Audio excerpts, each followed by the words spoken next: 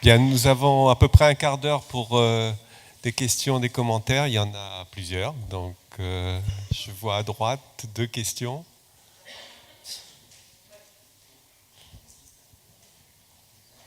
Merci. Oui, j'ai une première question pour Monsieur Bréchat. Vous avez montré à un moment sur votre slide que 40% d'économies, que les 40% d'économies dont vous parliez concernaient les plus de 65 ans avec des pathologies chroniques. Et après, vous nous avez fait un grand saut en avant en disant que donc il y avait 40% d'économies à attendre.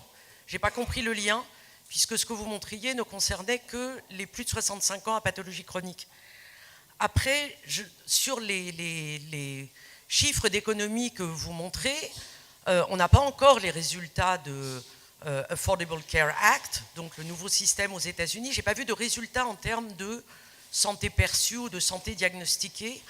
Et voilà, donc je me demandais si ça valait pas le coup de faire le lien entre les économies et aussi un état de santé, puisque vous nous avez dit que les soins étaient bien supérieurs à ceux qu'on avait dans d'autres pays. Et enfin, j'ai une question pour vous à l'Odénor. Dans l'enquête européenne qu'on publie, on voit qu'on a 20% des patients qui renoncent aux soins en 2014, 61% à Istanbul. Et en fait, je n'ai pas saisi quel était le chiffre global du renoncement aux soins en France, le dernier observé. Parce que c'était un peu segmenté, donc je n'ai pas compris le chiffre global. Merci beaucoup. Oui, merci pour vos remarques et vos questions fort pertinentes et intéressantes. Sur le résultat de Weinberg, donc 40%, ça touche la population pour laquelle il y a le besoin de plus de travail pour prise en charge, qui coûterait le plus cher, ce qui est le plus compliqué.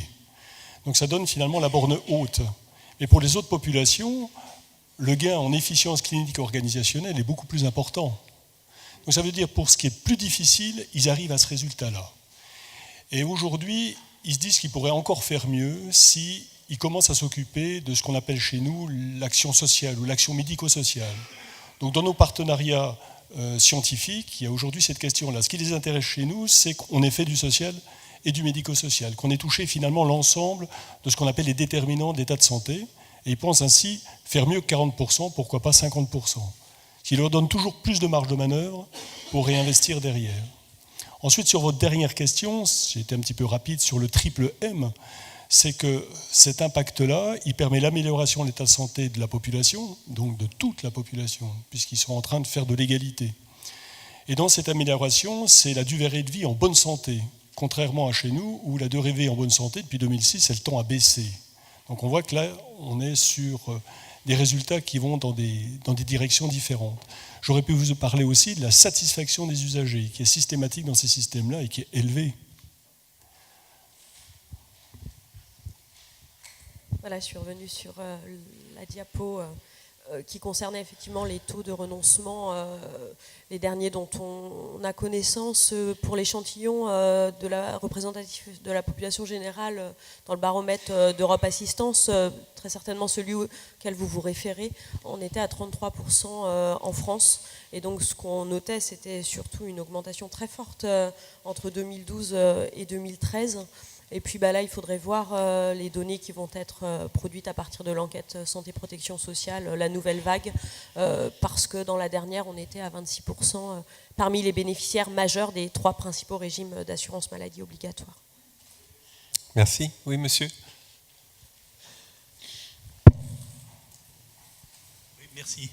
Le monsieur, il s'appelle Bernard Elgozi, il est médecin à Créteil, Créteil Solidarité et la passe du Centre hospitalier intercommunal de Créteil. Merci de cette initiative et de cette journée. Moi, c'est pas une question, c'est plutôt un constat un peu amer. Il me semble qu'il y a 27 ans, je crois, Médecins du Monde a ouvert sa première antenne France rue du Jura.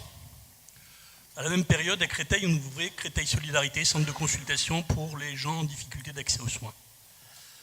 Les questions, ce qu'on a entendu ce matin, ça fait au moins 10 ans, 15 ans qu'on le sait, qu'on rapporte, qu'on témoigne, et 15 ans que les décideurs des politiques publiques ne s'en saisissent pas. Voilà, c'est vrai qu'on continue à ramer.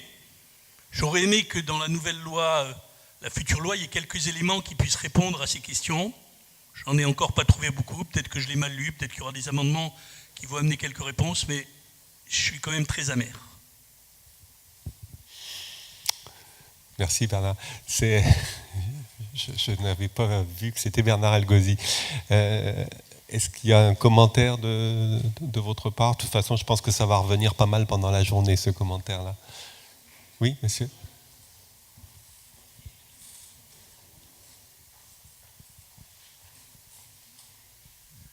Oui, d'abord, Henri Metzger de Mulhouse. Merci de vos interventions. J'ai envie de poser une question qui s'adresse à vous et à la salle, en fait, et qui est en complément de la remarque précédente. C'est-à-dire, est-ce que, par exemple, est-ce qu'on est le dernier réduit qui se bat pour une meilleure qualité des soins, de lutte contre les inégalités, que ce soit en promotion de la santé, bon ça on n'en a pas parlé, de tout ce qui est de la prévention, mais des soins eux-mêmes. Est-ce qu'il y a dans le champ politique et donc dans ceux qui ont rapproché, ceux qui discutaient de la loi qui est en train de passer, est-ce que ces éléments-là sont restés vraiment complètement à côté? C'est-à-dire, voilà, est-ce qu'on a... J'ai envie de dire, c'est un peu dramatique de se sentir toujours dans la toute petite frange qui agite ce qui se passe sans qu'il y ait aucune correction qui se dessine, quoi. Voilà, c'est un peu désespérant, même si effectivement l'exemple que vous avez donné des États-Unis est intéressant, mais c'est vrai que quand on est un petit peu loin de l'économie de la santé, c'est un peu difficile de se faire une idée si c'est un modèle qui... je veux dire, ça a l'air encore beaucoup mathématique, et quand on discute de meilleure qualité, des soins collectifs, et, enfin il y a tout un tas de concepts dont on voit qu'ils reviennent régulièrement aussi, sans pour autant c'est sur ces mêmes concepts qu'on a technocratisé complètement l'hôpital, sans résultat vraiment plausible actuellement. Oui. Vous voulez répondre? Oui.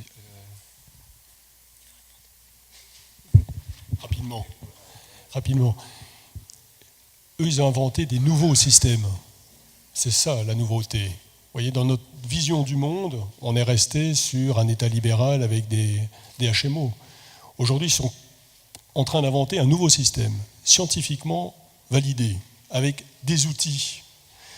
Et ils sont venus il y a un mois, donc il y a eu une journée organisée par la chaire Santé Sciences Po, l'Institut de droit et santé de Paris 5, la PHP, le ministère, la CNAMS, pour que finalement nos décideurs puissent entendre. Et finalement, je vais me permettre d'être positif, puisque eux, ils disent, vous nous serviez de modèle il y a 15 ans, mais aujourd'hui, vous êtes sortis des radars scientifiques. Qu'est-ce qui se passe chez vous?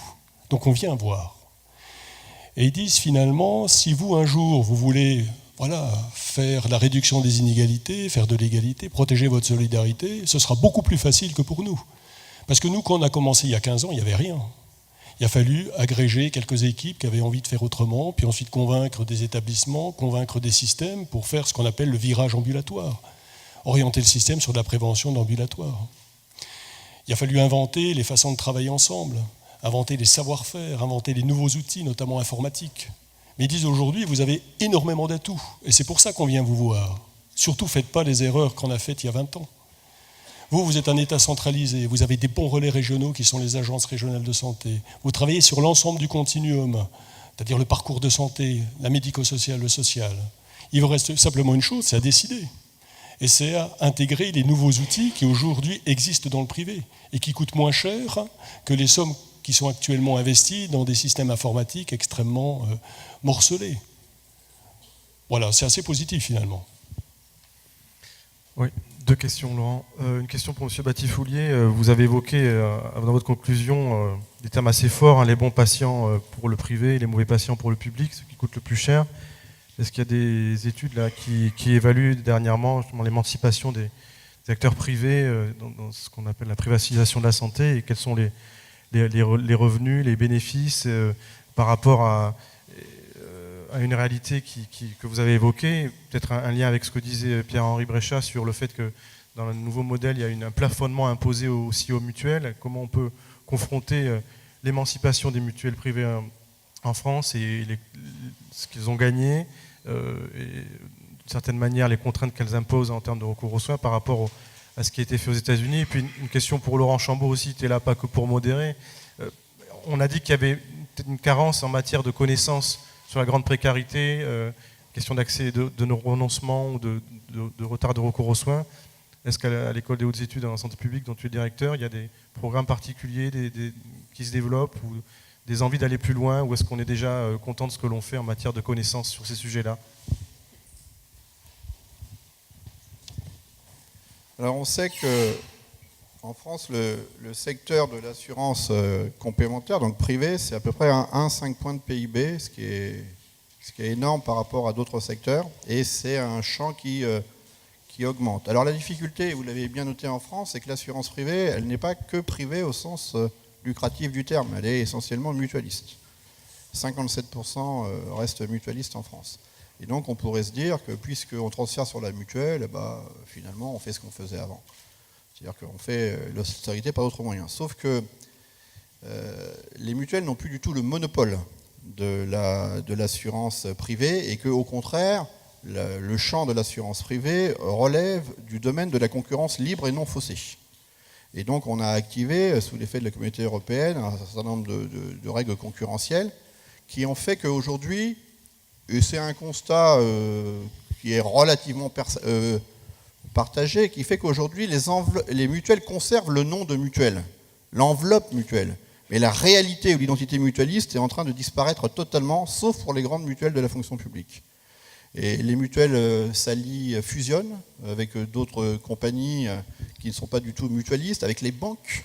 Aujourd'hui, elles pratiquent exactement les mêmes règles que les compagnies d'assurance privée, avec de la sélection des risques, notamment sur l'âge, avec des droits d'entrée. Encore une fois, même si elles ne le veulent pas, même si elles ne le veulent pas. Et donc, elles gèrent comme le font les compagnies d'assurance privée. Et donc, c'est l'identité mutualiste qui est en train de disparaître totalement en France. Et elle disparaît d'autant plus que la part du marché s'accroît. Et d'ailleurs, c'est ce que disent les responsables des mutuelles. Ils disent que plus l'État se désengage, plus le marché est grand, et moins on résiste. Et tout ce qui peut sauver les mutuelles aujourd'hui, c'est que l'État reprenne la part qu'il a perdue et laisse une place résiduelle à l'assurance privée. Plus l'espace s'étend, plus le marché va essayer d'investir sur ce nouveau système. Un dernier mot. Aujourd'hui, vous voyez, à partir de 2016, on va généraliser la complémentaire santé, mais on la généralise à l'entreprise. C'est-à-dire qu'on la généralise à ceux qui avaient déjà une mutuelle, et pas à ceux qui n'en ont pas, parce que la plupart des gens qui ont des difficultés d'accéder à la complémentaire, c'est ceux qui ne sont pas dans l'entreprise. Donc on la généralise à ceux qui en ont déjà, et on crée donc un marché des entreprises, avec des inégalités qui vont exploser entre entreprises, entre la petite entreprise qui ne pourra pas faire une mutuelle et qui sera obligée de s'allier avec des accords de branche, etc., et puis les grandes entreprises qui, elles, effectivement, ont de très très bonnes couvertures. Et ça développe aussi une forme de marché, et historiquement, les mutuelles sont très peu présentes sur ce marché. Donc ça ne les arrange pas. Rapidement, 2 informations complémentaires. Je pense à un article de Didier Tabuteau de cette année dans Le Monde qui donnait le chiffre de 9 milliards de gains pour les assurances maladies complémentaires, en disant aussi que ça permettrait de couvrir le trou de la Sécu, comme en a parlé Philippe Batifoulier. Moi, je vous propose une hypothèse de recherche. Vous voyez, la transformation des systèmes de santé et d'assurance maladie américains fait que pour des HMO, ça devient moins intéressant. Donc ils sont en train de partir. On peut se poser la question de ce qui se passe aujourd'hui au Québec. On peut poser aussi la question de ce qui se passe en France. Vous voyez, avec des passes qui sont en train de passer de la généralisation à la spécialisation, donc ça diffuse. Donc c'est un système de santé particulier pour les personnes précaires, la CMU, la CMUC, voilà, quelque part, est-ce que demain ça c'est Medicare pour les personnes âgées, est-ce qu'il va y avoir un Medicaid? On voit aussi avec la privatisation du système de santé ou de l'assurance, est-ce qu'il n'émerge pas des futures HMO françaises? Donc une transformation finalement du paysage où on voit qu'un modèle est chassé et vient dans certains pays qui n'ont peut-être pas encore le potentiel pour s'interroger sur ces grandes transformations-là. On peut donner le parallèle aussi des cigarettiers. Merci. On va peut-être conclure. Je vais répondre quand même à la question. Je voudrais en profiter puisque j'ai cette fonction de modérateur. D'abord pour dire que je trouve que les 4 interventions qui ont été faites montrent avec des modalités particulières une réalité qu'on retrouve comme un fil rouge. Peut-être juste, c'est pas poser 4 questions, donc je ne vous demanderai pas de répondre, mais peut-être au moins que ça puisse permettre de faire avancer la réflexion et peut-être les études sur le sujet. Tout d'abord, sur la première intervention, je pense que d'abord ça nous montre des chiffres, ce dont on a besoin en France, et ça pose quand même une question qui est le fait de la capacité de faire interagir les dispositifs. Et je pense notamment, depuis 1998, on a des permanences d'accès aux soins de santé, il y a ce que fait Médecins du Monde, et on voit bien que derrière cette difficulté pour un certain nombre de personnes, c'est quelle capacité de dispositif intégré on peut mettre en place. Et je pense notamment à quelque chose qu'on avait déjà regardé lorsque j'étais à l'Agence régionale de santé d'Île-de-France, c'est l'ouverture de l'hôpital vers l'ambulatoire, notamment pour des personnes qui finalement sont obligées d'aller à l'hôpital dans le cadre des PASS parce qu'il y a les renoncements aux soins qu'on retrouve en amont. Il me semble que là, il y a vraiment un dispositif à mettre en place. Je ne reviendrai pas sur ce qu'a dit Pierre-Henri Bréchat sur les États-Unis, sauf pour dire quand même, de notre côté, on suit cette expérience-là au niveau de l'école, des ACO.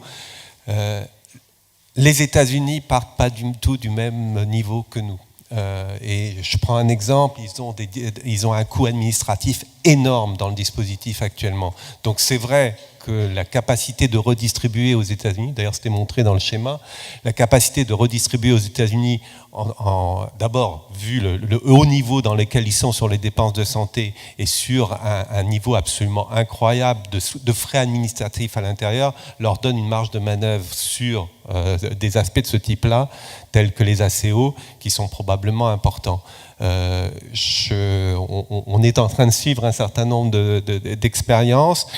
Je pense qu'il faut aussi essayer de comparer la situation de départ des États-Unis avec des inégalités de santé absolument incroyables pour des Européens, et puis nos propres capacités. Et d'un autre côté, ce que l'on voit, c'est que tous les systèmes de santé dans le monde entier sont en train de chercher ce que c'est qu'un système intégré.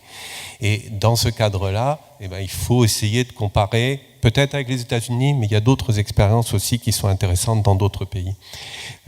Sur ce que vous avez présenté sur Mme Reville, moi, il y a une question qui me semble-t-il est importante à poser. À quoi ça sert l'ACS en France aujourd'hui ? Pourquoi on met en place un dispositif de ce type-là qui ne fonctionne pas ? Et même si vous montrez des taux qui sont un petit peu plus importants, au jour d'aujourd'hui, le taux d'adhésion à l'ACS est extrêmement faible. Et alors c'est un dispositif qu'il faut, à mon avis, de toute manière revoir. Et puis enfin, dernier point sur ce que vous dites, M. Batifoulier, sur ces inégalités sociales. C'est quelque chose qu'on essaye de regarder. Alors, je crois qu'il y a vraiment une question de positionnement par rapport à l'évolution de notre système français, mais on voit actuellement d'autres pays, y compris des pays où c'était le service national de santé, dans lesquels il y a un recul aussi en termes d'égalité, et avec des inégalités qui se creusent, même dans des pays qui ont le service national de santé, avec des modalités aussi d'ouverture au libéral pour un certain nombre de patients. Et je pense qu'il y a un questionnement à avoir sur notre propre capacité. Est-ce qu'il faut revoir complètement les fondements de 45 ou est-ce qu'il faut essayer de voir de quelle manière on peut faire en sorte que la solidarité continue à exister et voire même puisse se renforcer? Voilà. Et puis pour répondre à la dernière question, oui, on est intéressé à l'EHESP à travailler sur ces questions-là. Il y a beaucoup de mémoires d'élèves et d'étudiants qui sont sur les inégalités de santé à travers différents modèles. Moi, ce que j'appelle de mes voeux, c'est à ce qu'on ait des partenariats avec des organisations comme la vôtre pour qu'on puisse aussi, le plus possible, nourrir la communication scientifique. Et je terminerai avec quelque chose qu'a dit Pierre-Henri Bréchat, qui à mon avis est très important.